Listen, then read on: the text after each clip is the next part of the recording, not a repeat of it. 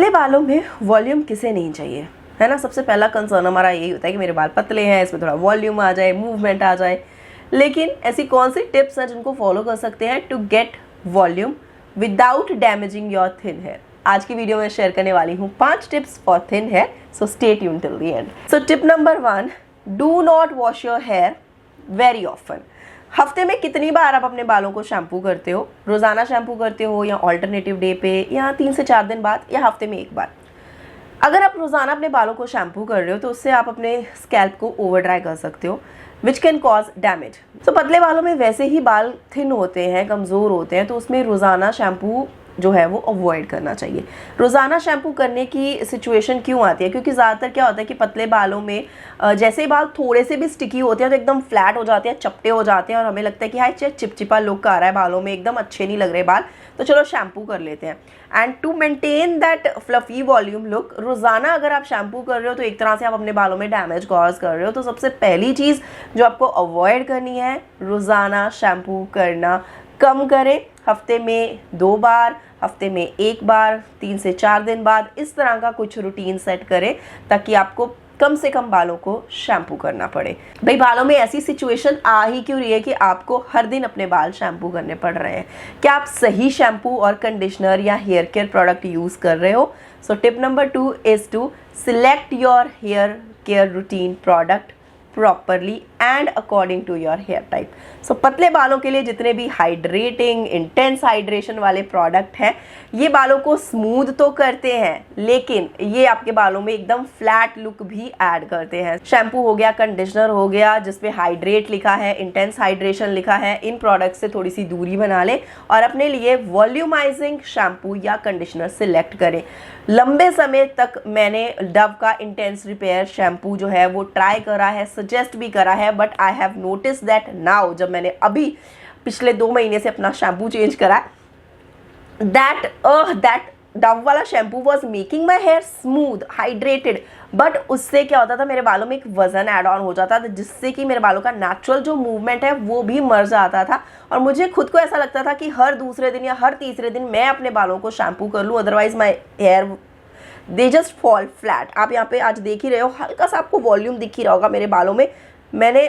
I have just changed my shampoo and which have done this to my hair, instant volume. Volumising shampoo क्या होते हैं? Hydrating shampoo से light होते हैं। तो अगर आपके पतले बाल हैं तो आपको इंटेंस हाइड्रेशन शैम्पूज को अवॉइड करके वॉल्यूमाइजिंग शैम्पू यूज़ करने चाहिए ना। अगर बालों में फ्रीज होता है तो उसको कैसे कंट्रोल करना है, उसके लिए we will talk in the later on in the video, so stay tuned. Another thing आपको ध्यान रखनी है, कंडीशनर लगाते समय सिर्फ लोअर एंड्स पे ही कंडीशनर लगाना है। गलती से भी वो हाथ में जो लास्ट का बचा हुआ कंडीशनर रह जाता है ना, उसको हम ऐसे कर लेते हैं। उससे क्या होता है, वो जितना भी वॉल्यूम यहाँ पे स्कैल्प को क्लीन करने से आया है वो फिर से सारा वॉल्यूम बैठ जाता है, because conditioner are thicker consistency product. तो एक तरह से वो हेयर को स्मूथ करने के लिए होते हैं और अगर आप यहाँ पे लगाओगे तो यहाँ पे जितना भी आपका वॉल्यूम है वो भी मर जाएगा।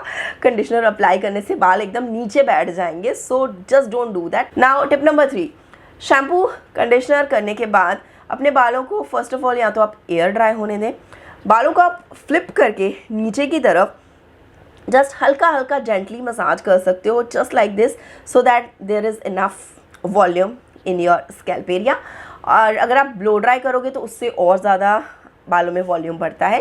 बट ब्लो ड्राई करते समय I try to keep the setting on little cold side. Hot air brush I use, मेरे पास है हॉट एयर ब्रश, लेकिन उसमें मैं हॉट एयर वाला सेटिंग यूज़ नहीं करती। I stick to cold air setting whenever I want to use it. और ये एक ऑप्शनल स्टेप है, जस्ट आपके जो वॉल्यूम है बालों में उसको आपको एम्पलीफाई करना है। कोई स्पेशल इवेंट है, you really want that bounce in your hair, तो आप हेयर स्टाइलिंग वाला ये ब्रश यूज़ कर सकते हो। I will share the picture which I use. इससे बालों में वॉल्यूम भी आ जाता है, बाउंस भी आ जाता है और वो मेंटेन भी रहता है, but I use in cold setting. Tip number 4 is oiling. अब ऑयलिंग बहुत ज़रूरी है क्योंकि उससे एक तो ब्लड सर्कुलेशन इंप्रूव होता है, बालों की जड़ें जो है वो मजबूत होती हैं। लेकिन कौन सा ऑयल यूज़ करें?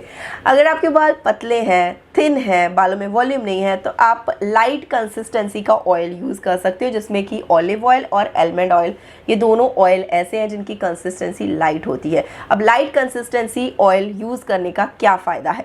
अगर आपके बाल पतले हैं, थिन है, ठीक है, उसमें आप हैवी ऑयल यूज़ करोगे, बहुत हैवी ऑयल, तो उस हैवी ऑयल को आपने रात को लगा के रख दिया और नेक्स्ट डे जब आप शैम्पू कर रहे हो तो आप ये चाहोगे कि हाँ ऑयल पूरा अच्छे से निकल जाए।